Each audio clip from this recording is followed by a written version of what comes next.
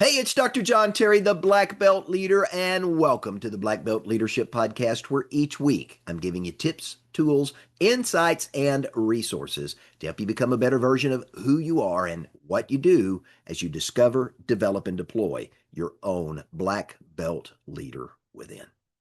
Hey, this week I want to talk about a New Year's tradition at the Terry household. That was binge watching episodes of one of my favorite black and white series, The Twilight Zone. Now, from the time my kids were very, very little, we engaged in a 2-day marathon, New Year's Eve and New Year's Day, watching these old black and white episodes. Now, over the years, all my kids began to develop their favorite episodes, and the topics that Rod Serling masterfully crafted in this series led to some interesting and at times some very deep conversations about history, about humanity, about technology, and about the future of the world. Now, each of these episodes, if you're not familiar with the Twilight Zone, each episode taught a moral lesson. And in this installment of the Black Belt Leadership Podcast, I want to focus on one, probably my favorite of all the episodes.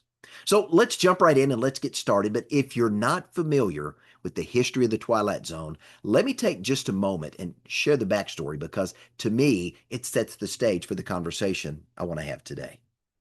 Now, from October 1959 through June 1964, audiences throughout the United States were treated to 5 seasons, 156 unique episodes of The Twilight Zone. Each episode explored the human condition, but it did so through the guise of science fiction, fantasy, and horror. Now, The Twilight Zone as a series was the visionary work of Rod Serling. Now, Rod, a very gifted television individual, wanted to find a way to address and tackle social issues of the time that many censors wouldn't permit. So he found a way to do so using fantasy and science fiction and horror as a shield. Now, the title of the series actually originates from a U.S. Air Force term that defines the point during the descent of a flight when a pilot can no longer see the horizon. Now, many of the episodes open and closed with an iconic, sometimes eerie monologue that was delivered by Rod Serling himself. And often with shocking twists, The Twilight Zone took a very dark, a very cerebral, and a very moralistic approach to storytelling to confront very specific issues. In the series, they confronted racism and war and authoritarianism, groupthink, conformity. Rod Serling also devoted episodes to address such human issues as loneliness, the innocence of a child, obsolescence, fate, and aging. And through the use of fantasy and science fiction and horror, he went on to expose the dangers of greed and materialism and the very nature of evil. Now, March 2nd, 1962, this was the third of 5 seasons. Episode 24, To Serve Man, aired for the very first time in the United States. Now, if you go research To Serve Man, you're going to find in many of the historical documents about the series that this episode is considered to be one of the best in the series, especially when you take in the final twist at the end.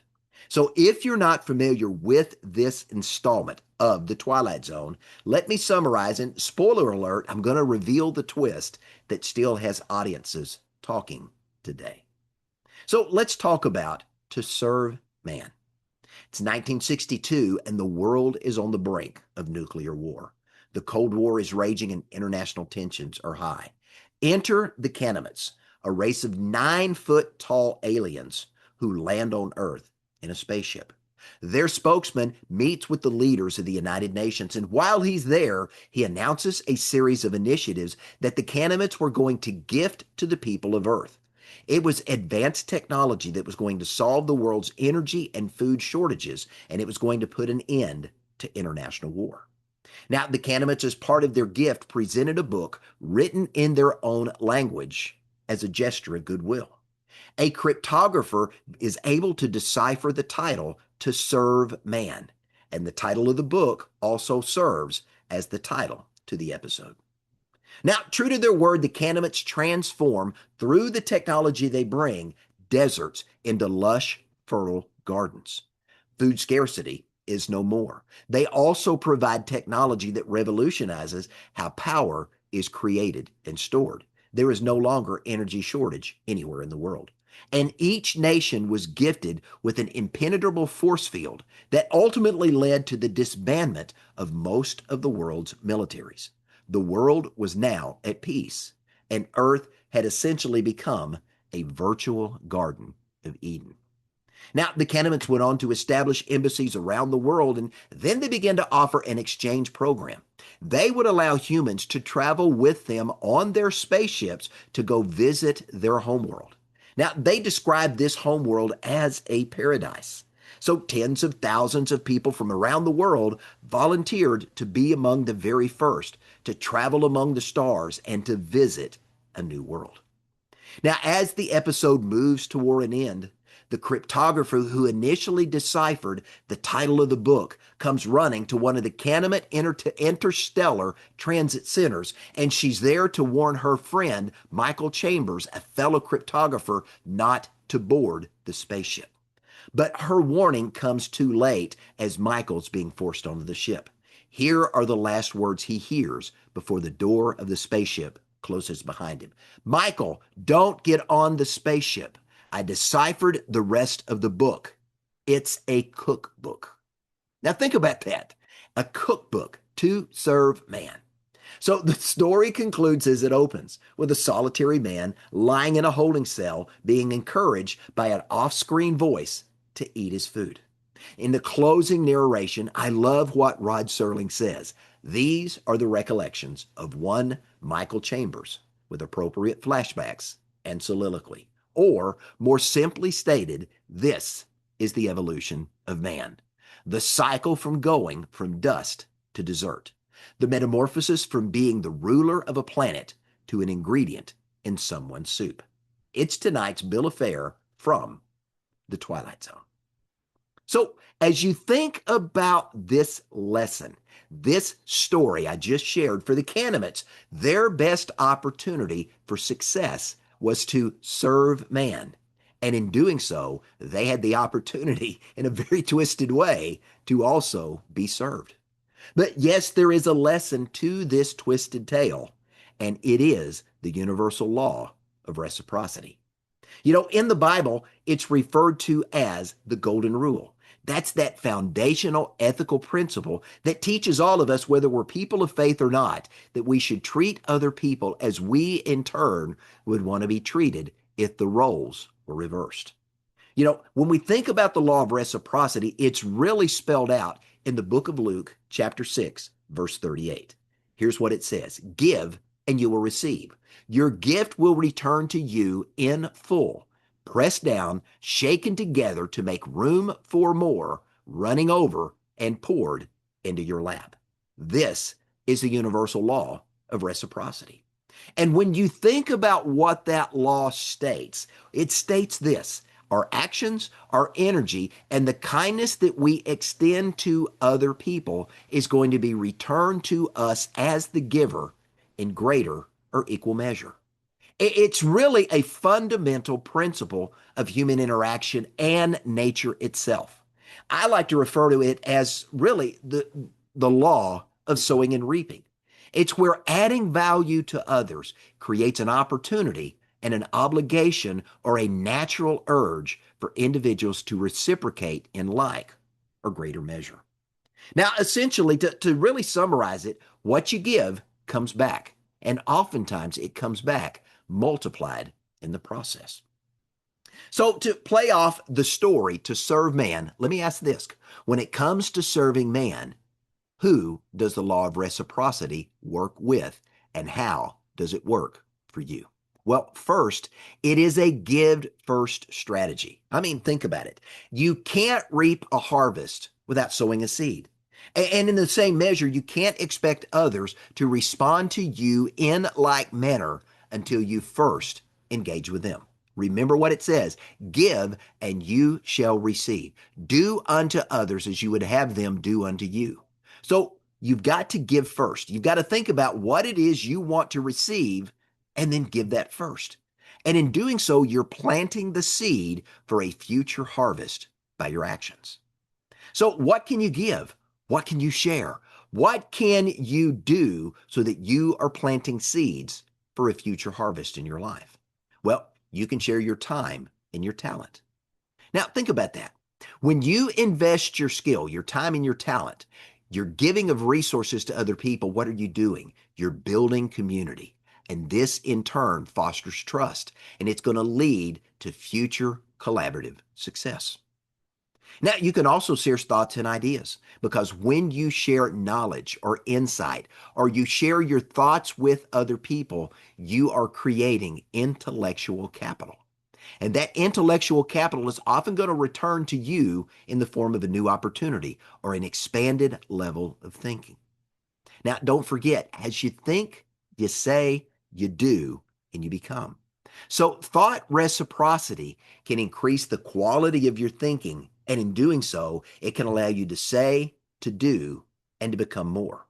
So now you have the ability to see and seize new opportunities being rewarded for your gift to other people.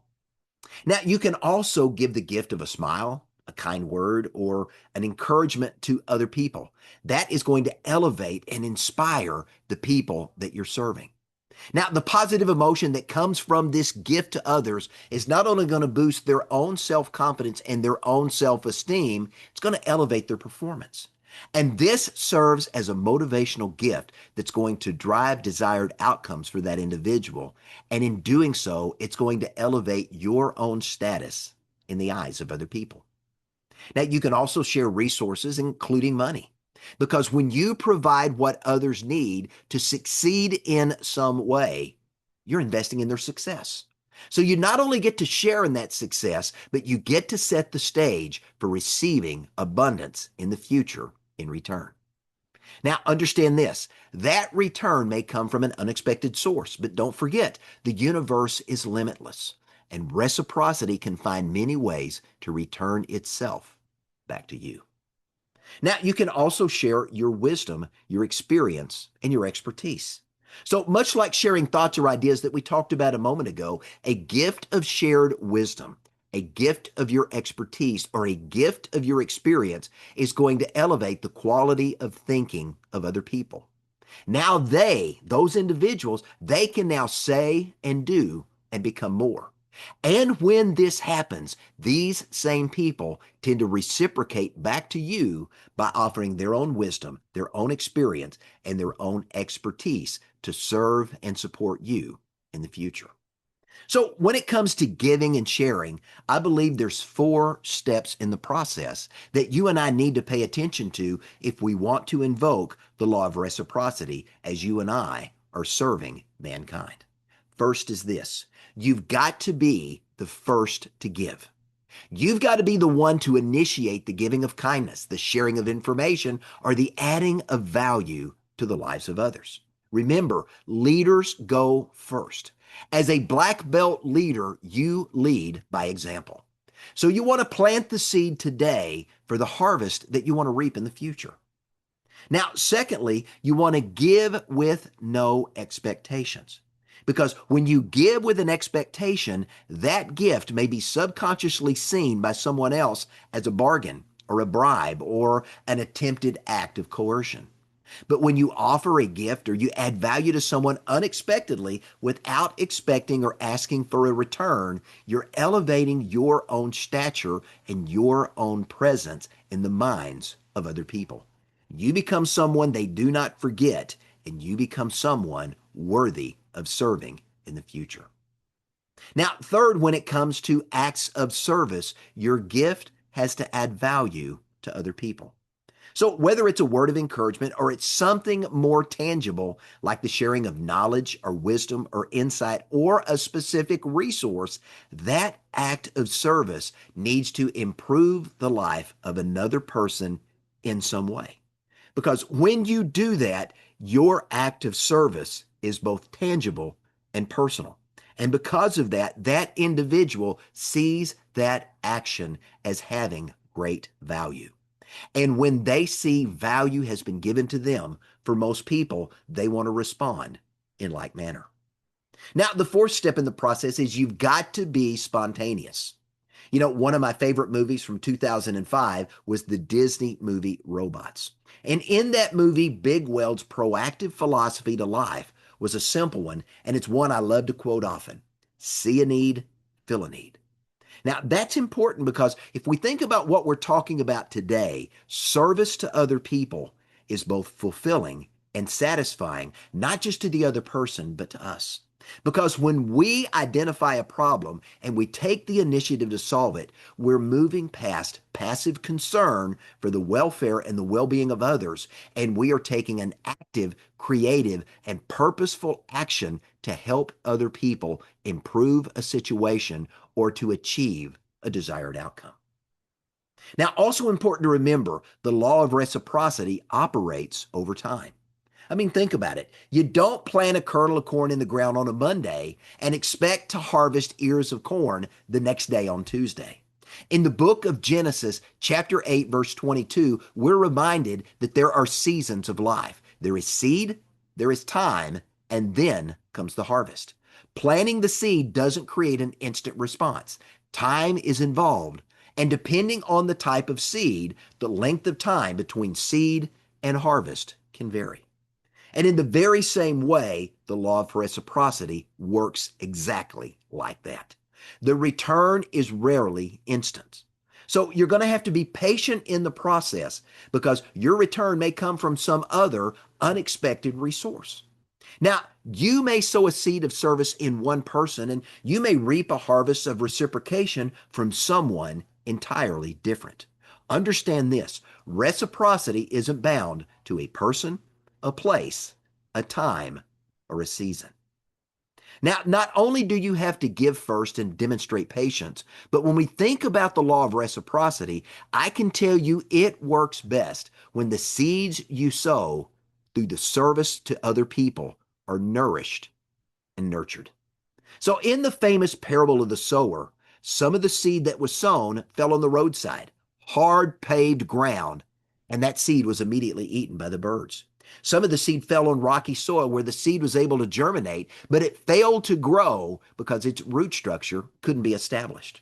Now, other seed fell among what was called the thorny ground, and the thorns choked out the life of the plants, and it was never able to fully prosper.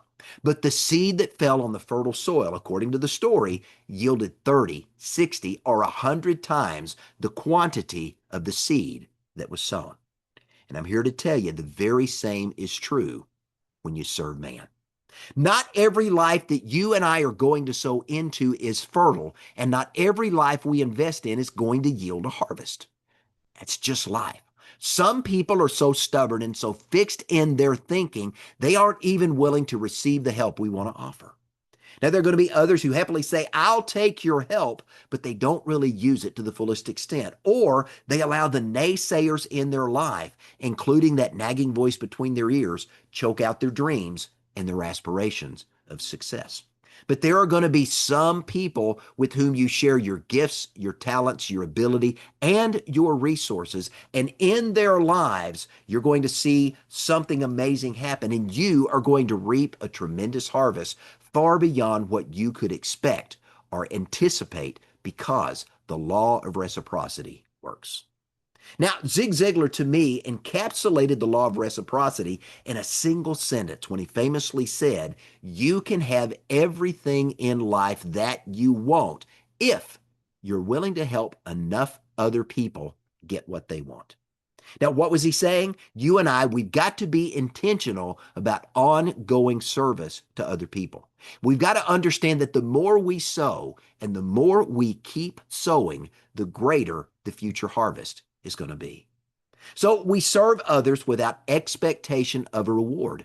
And when we do so, it opens the doorway to success and significance in our lives. So you may be asking at this point, okay, John, where do I have an opportunity to serve man? Great question. Let me leave you with a few thoughts. Well, first, you can find a niche where you can make a difference. So ask yourself this question: where do your skills intersect with the unserved or underserved needs of other people?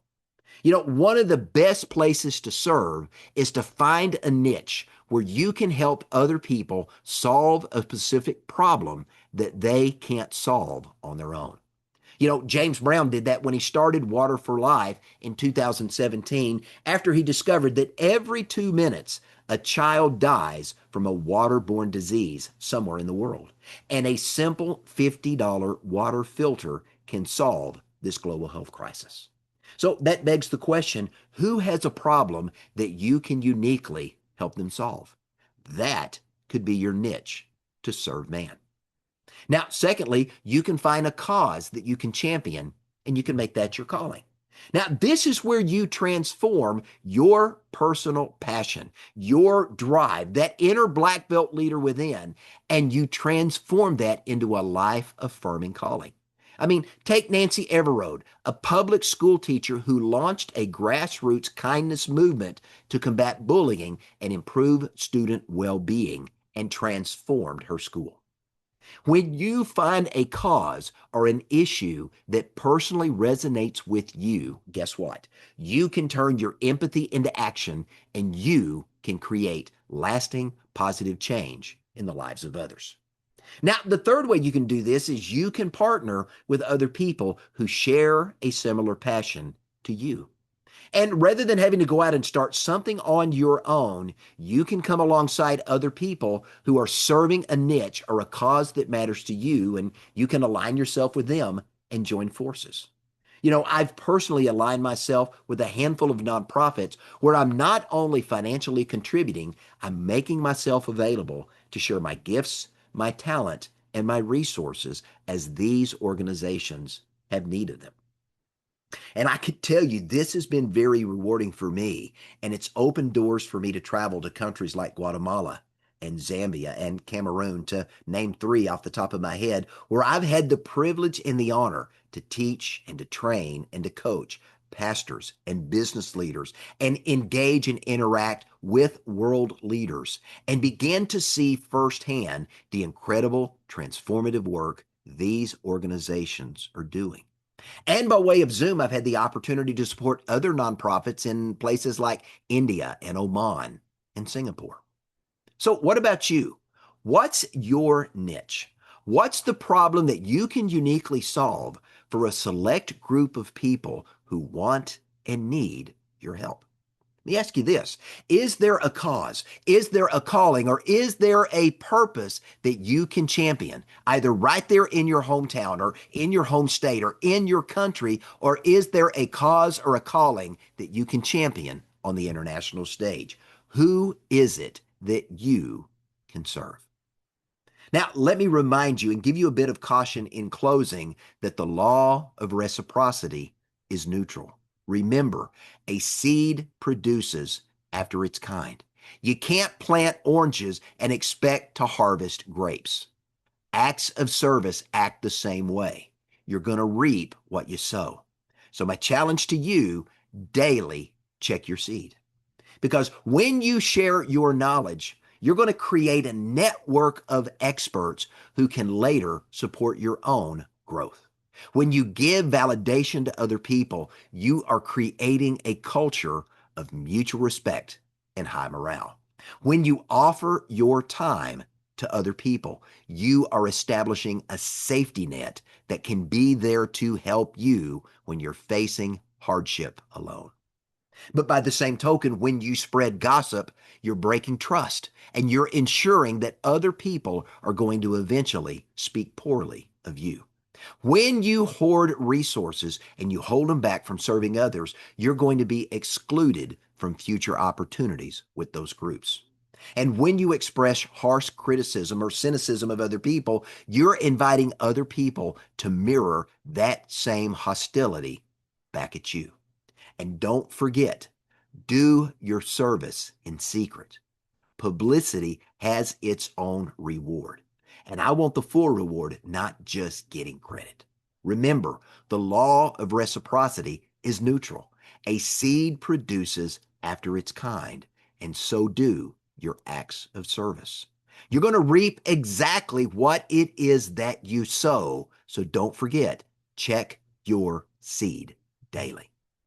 Now, like nature, the law of reciprocity, it doesn't judge intent. It only multiplies the action that you engage. So when you plant seeds of generosity, you're setting up the stage for a harvest of abundance. But when you're planting seeds of selfishness, you're setting the stage for a harvest of scarcity. Be careful the seed that you sow. So, my challenge is this: serve without expectation, because when you do, it frees you from disappointment. It aligns you with a higher level of success and significance. Because when you're detached from the desired outcome, you're simply focused on serving and helping others. That's what black belt leaders do.